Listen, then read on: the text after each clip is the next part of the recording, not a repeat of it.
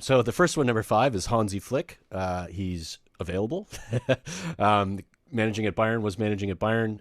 Quality manager, obviously. He's done a good job there. And I think Spurs could bring him in, but not my top choice. Next choice is Ralph Ragnick, who I is at RB Leipzig. I like the way they play football. I think RB Leipzig, despite being somewhat of an underdog in the German league, have actually played some pretty good football and have challenged the top dogs on a few occasions. And I think he's done a good job with the squad he's got. Now he will need investment, like all managers will, especially at Spurs at the moment, because it's a bit of a mess, as you know.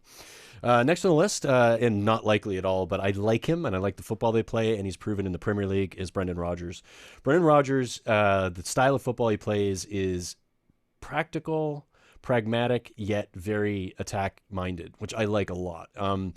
He's played in the Premier League. He nearly got Liverpool over the line. He's now making Leicester, a contender to the top four. And looks like they might even finish in top four this season. So, not likely to come. I think he's already kiboshed that. So I don't think we'll see him, unfortunately. But I do like him. I like the way he plays football. He is a good manager, and I think it would have been a good choice had he been available. Next choice is going to be Erik Tenhaag, and this is number 2. Erik Tenhaag at Ajax, if he's brought in and given the sort of free reign, or given the ability to bring in his people from Ajax, he's very good with youth. He's very good with turning younger players into better players.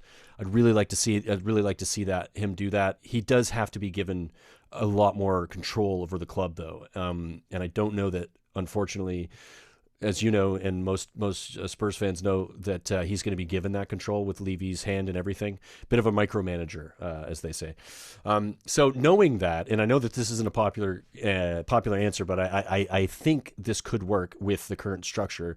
If the structure changes and we do go for a rebuild, my number one choice would be Ten Hag.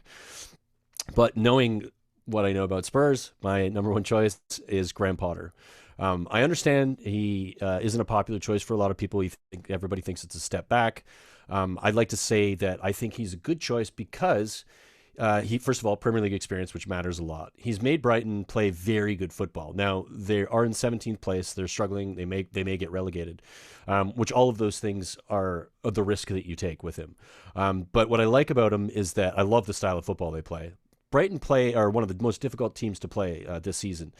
Their biggest issue is they can't score goals. They don't have a striker. They don't have a striker who scores goals.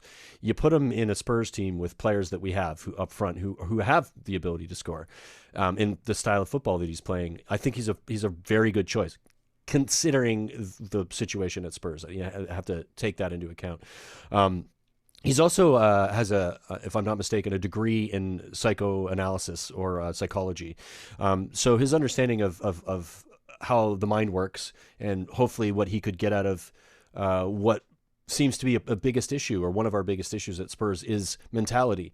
I would hope that a guy like him might be able to come in and get some of these players thinking about how to win and how to play as a team, and really drive them to do that. So he's be my number one choice if things stay the way the way they currently are. Tenhaag would be my number one choice if he was given free reign. Looking like I think he's the number one, at least odds wise at the moment, is Tenhaag. I think that's how you say it. Anyway, I hope that helps. Thanks for having me on to do this, and cheers, buddy.